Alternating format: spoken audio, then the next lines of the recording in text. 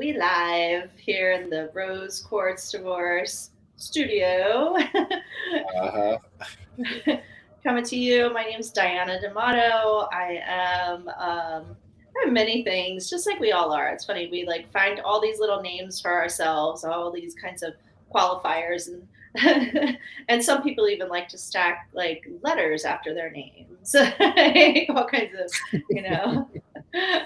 RYT, registered yoga teacher, whatever industry you're in, there are surely letters that you can stack after your name. But at the core, what I am is a mom. And I do like to teach a lot of different movement things, but mostly because that just gets you like in the room with people and in community with people. It's like the people that you practice things with, whether it's sports or exercise or painting or gardening, whatever it is, those people that you do things with really become your people on a different level. Like even if you're not talking, you're doing the same thing in the same space. You're communicating, you're getting to know each other, and I love facilitating those kinds of things. I'm also an entrepreneur, always looking for new things that I can get into and expand upon and share. And I'm here with my friend Steven. Steven J. Brice. Always good to be in connection and conversations with you, teacher. Peace to all of our viewers, listeners. I am a liberator, entrepreneur, father, and friend, and this is such a highlight of my week. What's going on, D?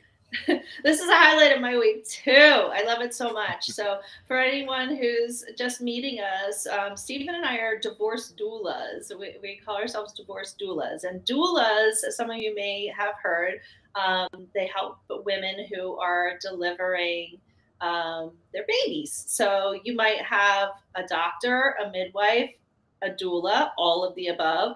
And the doula is kind of, it's the advocate, it's the caregiver. So all those little extra things that you need that may not be medical, or precise in those kind of ways, but they're just like the things that soften the moment, the things that may be deep in the moment.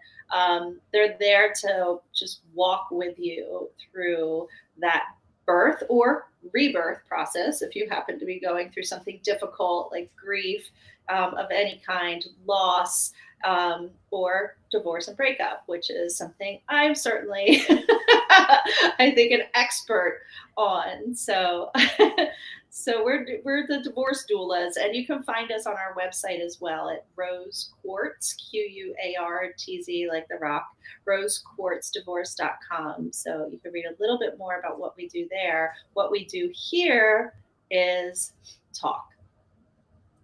That's what we Share. do. Yeah. So what's going on, D? What are we So talking about today?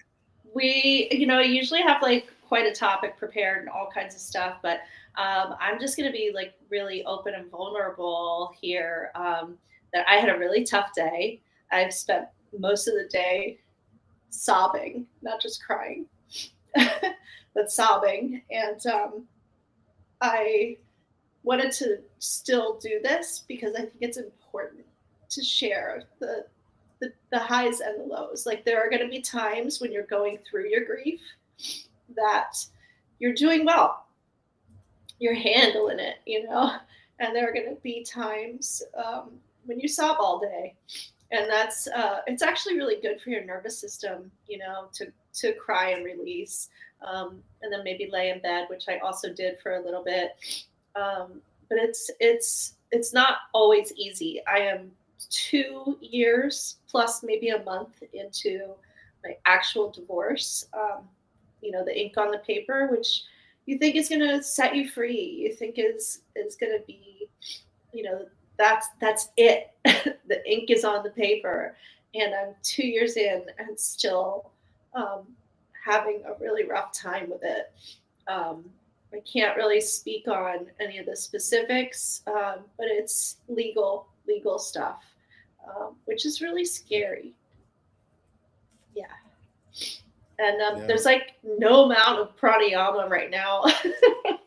There's no amount of like, there's no like yoga pose I can do. What it is right now is being present with it. Um, being like facing it in a real way.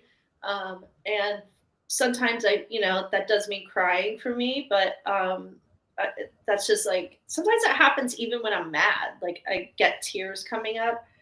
This is definitely like a deep sadness that I'm experiencing. Yeah. So for anyone, that's going through this kind of thing, I just want you to know, because sometimes, we're going to come on here and be dynamic and be have all the right words and have the here's what you do and here's what you say and here's how you it doesn't matter sometimes though. Sometimes it's just really effing hard. What has been? Thank you for sharing, being bold and brave, and I feel the pain, I feel the tears, I'm feeling what you're feeling. I can't say. Well, let me recant that. I feel hurt. And how have you been processing all of that? Like, what? Tell me about your day. I know you can't disclose a lot of things, but like, what some of the emotions, feelings, thoughts you've been Yeah. having today? So it's interesting because I was really trying to hype myself up for a win, and I was like, Yeah, confident, and I had a couple friends reach out and just be like, you are so loved, and you've been through so much, and you're gonna rock this. You're gonna get through this day, and it's gonna be great, and we'll celebrate later. Let me know what happens. I had a couple messages come in like that, and I did feel like that. Like I got up, I had my coffee, I took my kid to school, took care of my dogs, and got ready for there were two things that I had to do today legally. I got ready for the first thing, and then it got pushed. So the judge couldn't make it, blah blah blah. So it got pushed down to it was going to get combined with the afternoon thing. So then I was like, oh, like now I have like all these hours. So I tried to stay focused and present, and there wasn't a whole lot that I could do. I want to say I was productive, but honestly, this is so embarrassing, but my Christmas tree is still up. And the only thing I could really do, like I was not productive, but unless you count taking the final ornaments off the Christmas tree on February 12th as productive. I mean, so like I took those things down. I was like, okay, I got something done. And then it's like when something really big is looming, it's hard for me anyway to really do anything else. Like I have to focus on that next thing. That actually mm, helps me.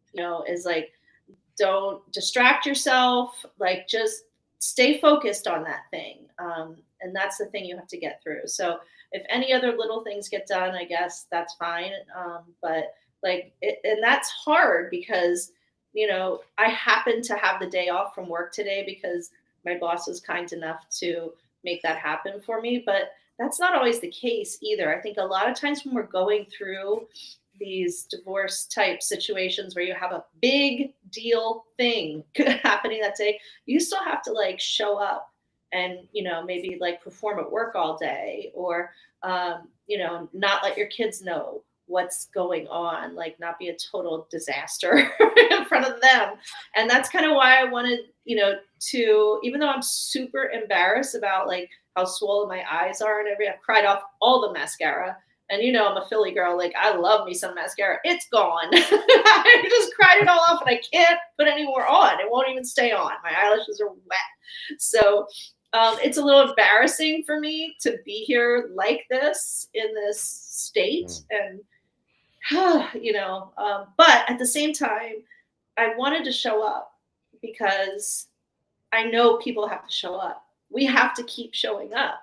Like, arguably this is my job. This is the job I am dreaming of, actually, to do this divorce duel of work, to work with you on Rose Quartz divorce, and move forward with that and grow that community. So I it would have been very easy. And I know, Steven, you're so nice. You would have been like, we don't have to do it tonight. Or, you did even say to me, like, do you want to just talk? And I think it's really important because I know that there are people that had even harder days than me and still have to show up for their jobs. I just do it anyway. So I'm here. You continue to demonstrate such a Herculean spirit, a spirit of courage, a spirit of selflessness, and I hope I hope our viewers can see that. But then also, it'll be so beautiful to hear from our viewers and what their thoughts are, and how they could shower love and support and gratitude to you for showing up, right? Even when you need someone to show up for you. And I hope that even in this conversation, this recording, this live, what that I could do a good job showing up for you, you know. So anything you want to vent about, just want to just get off your chest? Um, I have been thinking about how much I've changed over the years because I used to let myself get like really angry, angry instead of like even when I was sad or confused or whatever. Like anger would be very easy for me to go into.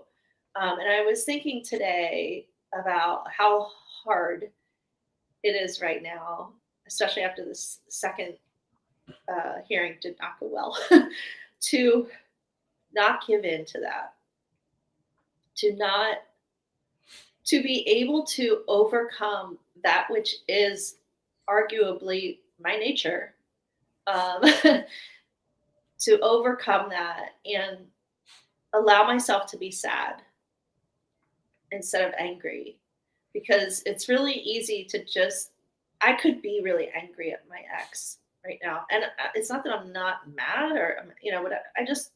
I'd rather not emote that way. And even though like this might look crazy, it's me overcoming my nature. So it's progress. Mm. It's it's good, it's healthy instead of going into anger. So I think that's something that we all have to think about. Like even if you had a great day, you know, every day we're all asked to overcome our nature that is unrefined, the nature that is too easy to go into, but that might not be helpful and might actually be hurtful. Going into anger for me on this would be hurtful. I would do something that would be very, very hurtful. Now, I guess some people would say, like, well, maybe that that would be in a way a way to advance your cause, like get angry, go, get it, like fight harder and all those kinds of things. But I'm telling you, from dealing with the legal system, you can't do that. It's the wheels of justice turn so weird and at their own pace, that you cannot do that. So it's not going to get you anywhere. And I'm glad I've learned that lesson before going through this, because I think there were points today where it was just like, oh my god, like it was like watching a train wreck real slow. Like I can't believe this is happening, and then it was done. Like it happened. And I mean, I could imagine like the old me trying to like chime in and say this and say that, and like, well, yeah, this, but yeah, that. It doesn't matter. This is the weirdest thing about the legal system, as I have experienced it, is it doesn't matter what you say. It matters like what's agreed to, what's on paper, what the judge says, and then what the courts say in general. That's what matters. So you actually like losing it is not gonna go in your favor, even if you're right. See, you're offering gems already. That's a tip that all of us should be aware of and know that keeping your cool is the best thing you can do, even if you're triggered or activated. You mentioned how you are intentionally not opting into your nature. How is your body, how is your emotions, how is your mind responding to that resistance, right? I think about fasting, right? And how the body is accustomed to eating. And when you starve the body, there is a bodily, mental, emotional response oftentimes. So so I'm curious about to hear, how's your body, how's your mind, how's your emotions responding to you resisting your natural instinct. Whew, it's tough. It's like I am really glad that I have done the stuff that I've done over the years, like whether it's yoga and meditation and breathing, because like I always say, you can't cram for this shit. Like life is just going, your number's gonna come up. Like you're gonna have to deal with that next challenge today, tomorrow, 10 years from now. I don't know when, but when it happens, you can't cram for it. You have to have already established some ways to function better. So, you can't all of a sudden go into like a court case and all of a sudden be like, "God, I should really take some deep breaths, like first time ever, like not that it would hurt, but like it's not really going to have that same effect. So I encourage people like, hey, maybe nothing's going on right now, but your number's going to come up, right? So I was feeling, as everything was happening today, I was like, breathing and just feeling, just feeling it. I think that's the most important thing is like when we're feeling pain, when we're feeling emotional anguish, whatever you want to call it, however works for you, whenever you're feeling that, you gotta you've gotta take it in.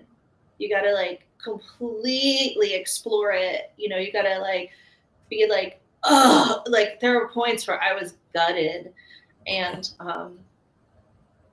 the only way to process that is to feel it. Right? There's those fun little like yoga cliches, like you got to feel it to heal it, and it's like so true. It's like I felt the anger, I felt it, and I, very conscious of that, like let it go, right? Like I don't even have to think, let it go at this point. It's not like that, but because I have the practices in me, I was able to like, I could feel my heart rate going up. I could feel, but I wasn't thinking like, oh, my heart rate's going up. I should do like a meditation.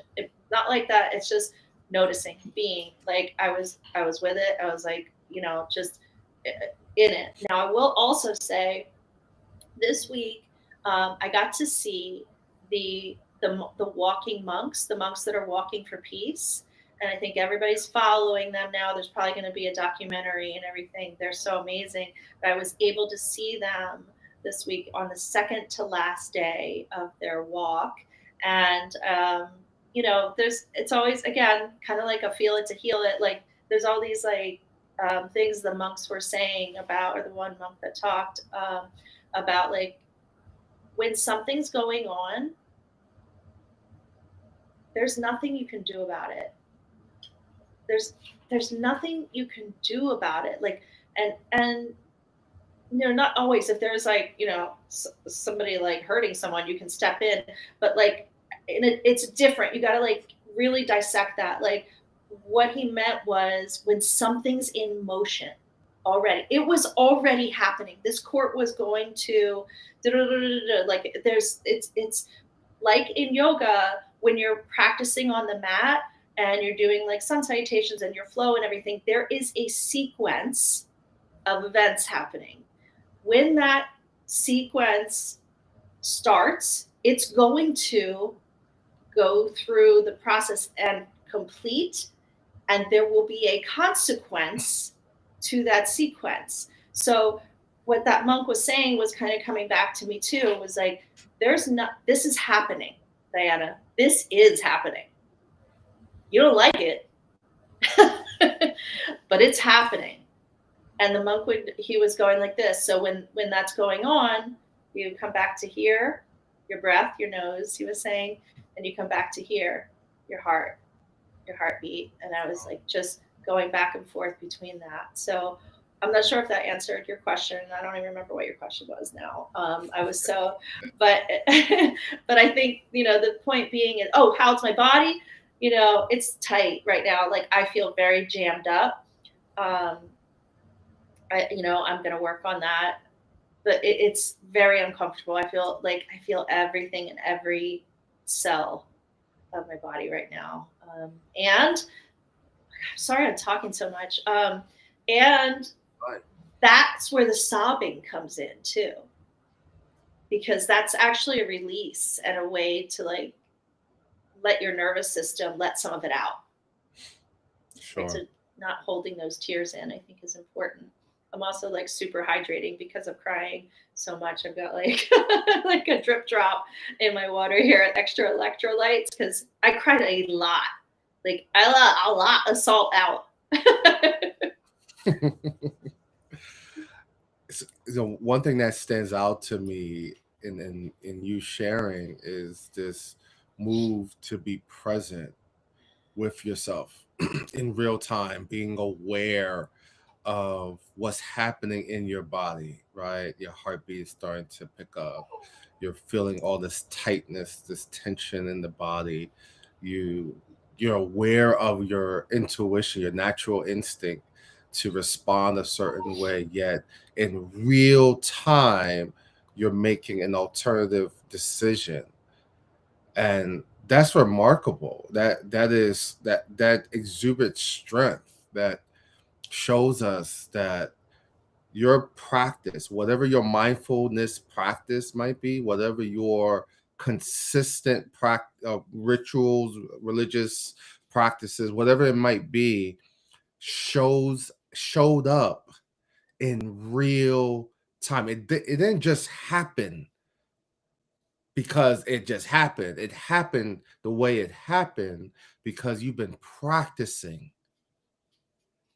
And it leads me to affirm and celebrate your consistency, whatever it is that you do in your private time when the cameras are off.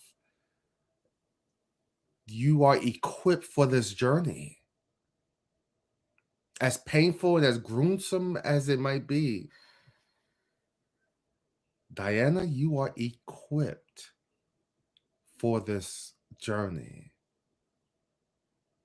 I don't want this for you, and you don't want this for yourself. Your family doesn't want this for you. But like the monk said, when something is in motion, you can't stop it. But the good news is that you're equipped for it more than you realize, more than you know.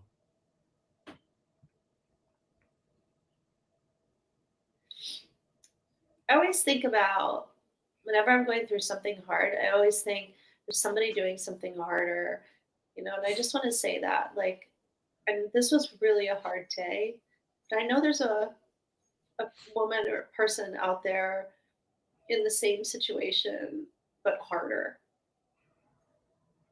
Um, You know, I often go ahead. yeah, yeah, please go.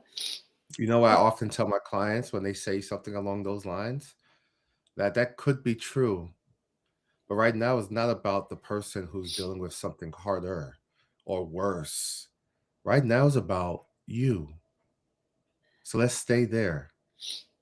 You're right. You're right. Because it's like, it's more applicable when I'm like trying to lift something that's like super heavy, like really, like a physical thing where it's like, there's definitely somebody carrying something heavier somewhere on this planet. Like I think I think of that. I think of like, people are like balancing things on their heads and like leveraging things, or like they've got something strapped to them and they're like, okay, this thing I'm trying to lift, I can figure this out. So you're right. You're right. That's like it can be misapplied, I think, in the sense that like, it like I don't want to bypass. I don't want to say to anyone like bypass what you're feeling. You're absolutely right. Like this is what it is, and everybody. I think we're all on this like sort of timeline, and we all get to go through all the same things, but it's like, where are you on the timeline? So Mhm. it's like you might not be here where I am yet. You might have been here where I am 20 years ago, like, or you might be here right now, but we're all gonna be here, and it's all real, even if it looks a little different, right? Like your Yeah. pain, and at that moment of like, this is the hardest thing I've ever been through. There's Mhm. no reason to measure it because it's the same. It's like when you're in a yoga class and you're practicing next to somebody and they're doing like crazy shit, like next to you, like handstand between everything and like, all this kind of stuff. And you're like, they're just like dragging yourself up and down the mat. It's like, I always think to myself, it's the same exact amount of effort. Yeah. That's what's important, right? Is like your Yeah. effort is the same. It just looks a little different. You're in a different For part of the sure. timeline. Absolutely. What happens on your rectangle yoga mat is what happens there, and that's a beautiful practice. And what happens in someone else's rectangle yoga mat is also a beautiful practice, right? And I knowing you, I think one of the reasons why you're thinking about someone else going through something worse is because you care about humans, right? Your life is of service to human beings. So you're always considering what your neighbors, what the fellow human being is experiencing. And so I please hear me. I'm not asking you to postpone that. But what I'm inviting us to do is say our teacher, Diana, our leader, is dealing with some real shit. And right now, this gift that we're trying to offer to the world should reciprocate and be a gift to you. Hmm. Rose quartz. There it Where's mine? Oh, my desk is messy, but it's somewhere here. is. Yeah, rose quartz. What do you There we do? go. Yes, that's a little hard. I do love that. All right, let me put my glasses on and see if I have something that I wanted to talk to you about, because I always Okay, do. please um, go. I mean, I might not. I might not have made any notes, but um, let's see. We talked about like friendship a lot, and I today, going through all this, I had some nice reach outs from some friends that I was like, damn, like thank you, like real friend, just support. And there's like people that I would have thought maybe would have, been more in touch, kind of checking in, even, kind of thing. And I came across this quote that said, "False friendship feels like sandpaper on my skin."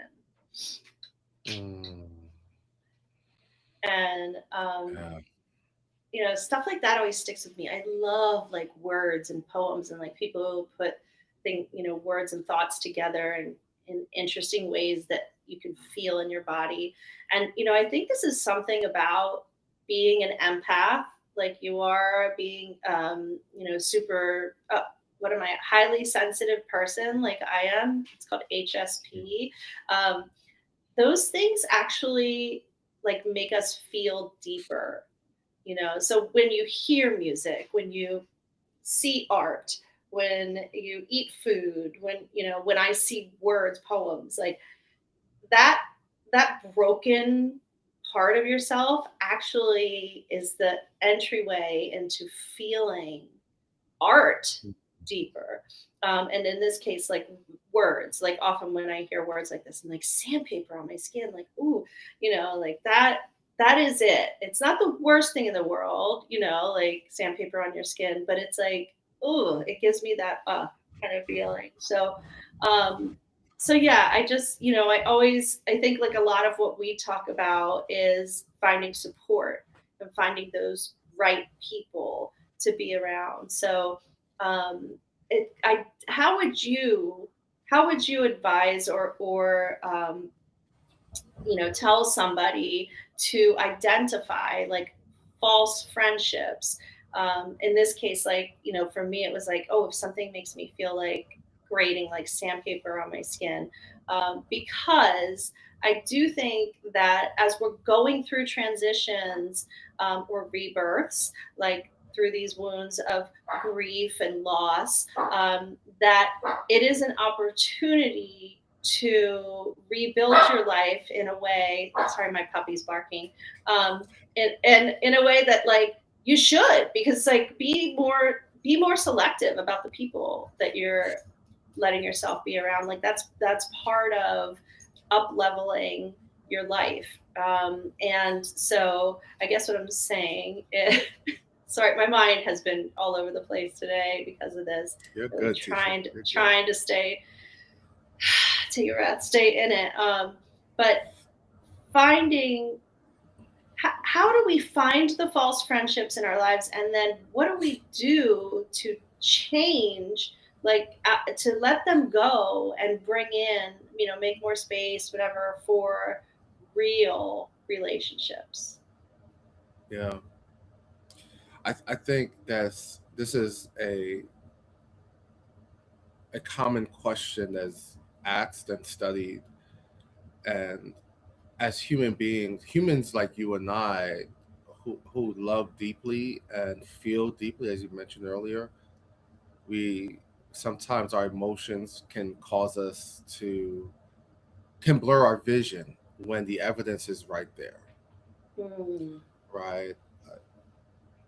In most cases, false friendships, there you can identify them, you can see it, you can see how folks show up in your life or does not show up in your life. But because of our loyalty, because of our love, because of our patience, we tend to overrule what's vivid and obvious, right? And so my first my first answer will be to practice differentiating between your emotions, your love, your loyalty, your commitment, your that which could be a natural instinct from the evidence, and look at the evidence, the behavior patterns, the moments where when someone have not showed up for you or said they were going to show up for you but didn't. Look at that evidence, that piece of data from an objective lens, right? And be honest with that. And with that information, we have to then say, okay, let me take a inch back.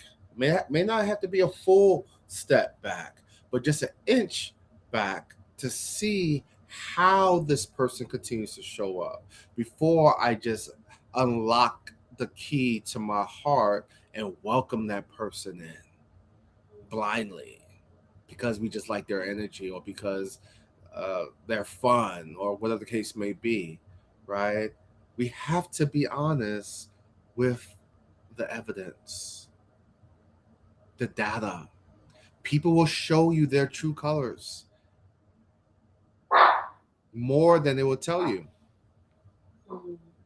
And so when you see it, be honest and say, okay, let me take an inch back or let me make a small adjustment, a little pivot that will protect me and not necessarily discard that person, but you're just aware. You're paying attention. Enjoy the company for as long as it lasts, but also be aware. I think that's good advice. Even what it made me think of is like even at work, is like Yeah. check out your work environment. How you're generally being treated at work, signals you're getting. You get like micro messages all the time from coworkers, higher ups, and everything. And it's like, sometimes you might feel overworked or like you've done so much more, or and then it's like, well, ask yourself, do you want to keep doing that? Maybe this is like easier for me to get my head around than like an emotional thing, and it could be a place that I start practicing this, for example, because like for me, like putting things in a business context makes it like I can do that. Like even now, I'm just like, oh, but we get all into the emotional stuff, and I'm like, but like if we put it into like a work thing, it's like, okay, that's how this company handles, someone mistreating, a person at the business, right? Okay, good to know. I'm going to use that information to decide how much of myself I want to give to this particular company, this Yep. business, right? Because you could, in other, otherwise, you could end up being like, I just want to do really great at the job, and I want to like, I'm going to dig in, I'm going to work the hardest, I'm going to be the best performer, I'm going to, whatever it is, and you miss all those signals, and then you're like a year or years in, and all of a sudden you're like, I don't even like this company. Like this company doesn't Yeah. treat people well. I Yeah. should have been looking on Indeed. Right. Right. For sure. Notice how the people around you treat those who doesn't have anything to offer, a homeless person or a server or whoever, right? Just notice how the people around you treat other people, right? That's your evidence. Notice Mhm. how those around you, how they manage conflict. How do they how do they enter into crucial conversations or debates with their loved ones or their own friends or themselves, right? That is evidence. That's data for us to collect and to discern. But then I also, lastly, I want to also mention to you that you've practiced that today with yourself, noticing that the heartbeat was increasing, and there was thoughts in your mind and feelings that you were feeling. So you are aware of your own self, even even in the midst of emotional tension. You're still aware of yourself, and you made a conscious, logical decision in the context of your emotions, in the context of an increased heart rate, that feeling that's in your stomach. You still made a logical, rational, strategic move in real time. Keep doing it. Yeah, I thank you. I feel like, I'm very lucky to have someone like you to reflect that back to me. And this Say, again is why, yeah, yeah, being in conversation with the right people, I think is so important. So thank yeah, you so much. Yeah. And again, I just wanted to show up today in all of my sobby looking, um, grandeur here. And just let people know, like, it's hard. I get it.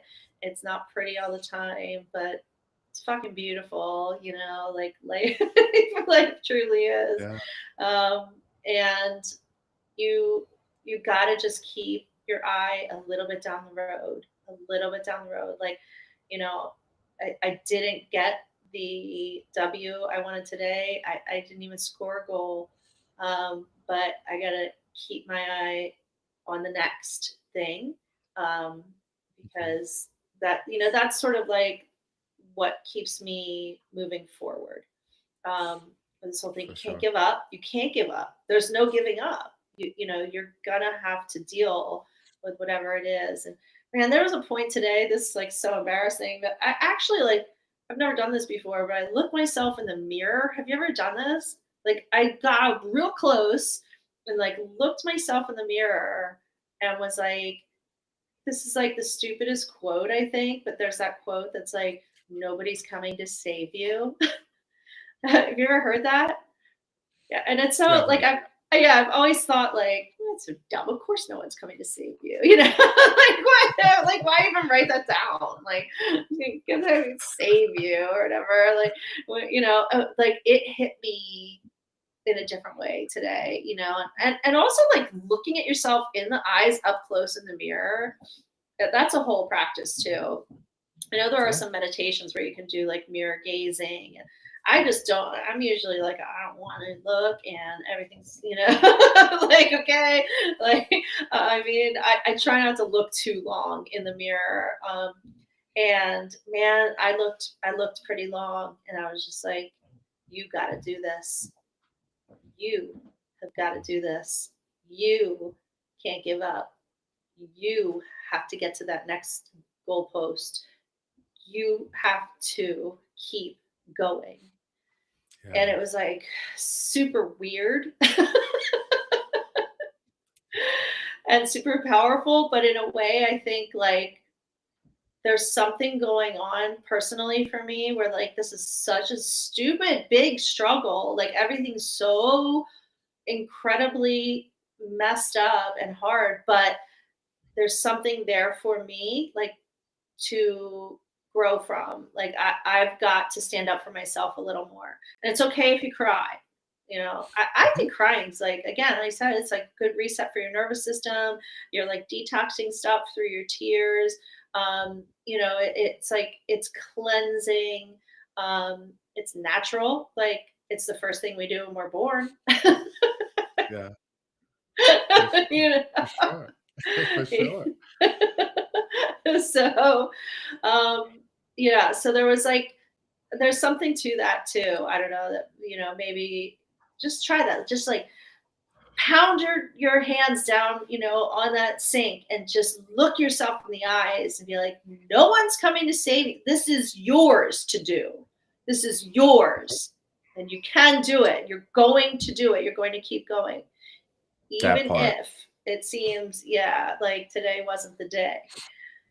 Um, so, you know, I will rise again. I will figure things out, and I will support anybody who wants to connect and chit chat. I think sometimes, like there have been points in my life where I've been lonely and not knowing who to tell these things to. So I always want to be somebody um, that people I hope know there's nothing to hold back from me. Like I've heard it all, I've been through it all. Um, I've shared before. My dad's been married 5 times. I grew up in that house. That was 5 times before I was 17. So I Mm. I grew up in this.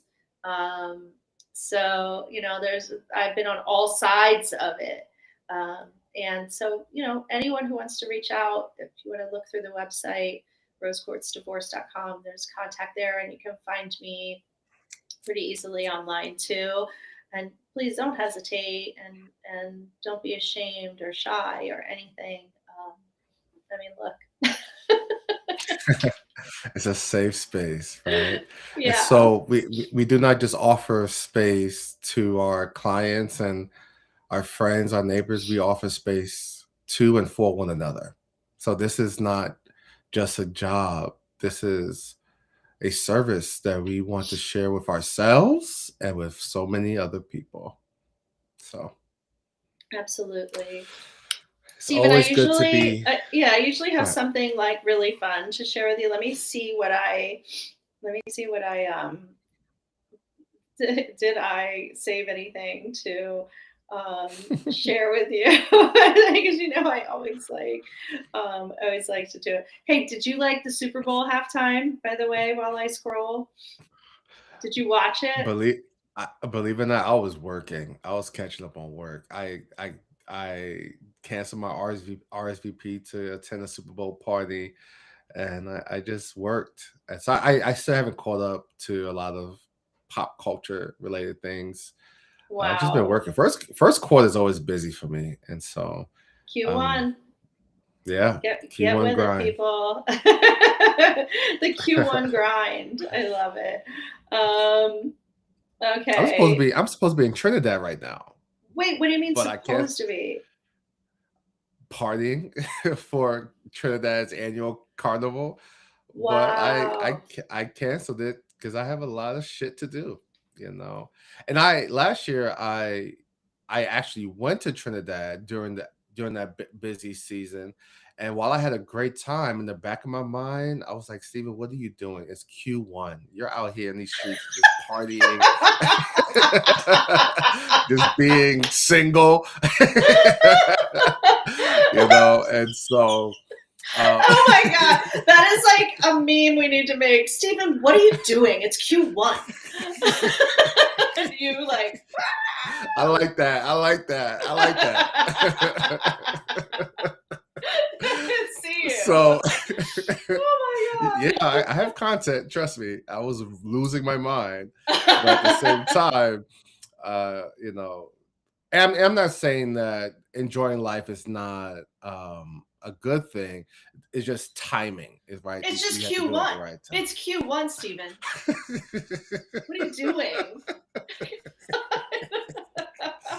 It's in another country without my laptop, just being single. So let's leave it at that. Okay, we'll leave it at that. Okay. All right, and we'll leave it at this. Like, instead of pop culture, I just want to share a quote, and I think maybe I'll do this sometimes too, because I save all these. I love, like I said, I love words. So I'm just gonna leave you with a quote. Are you sure you miss the person, or do you miss the version of the person that you just kept believing in?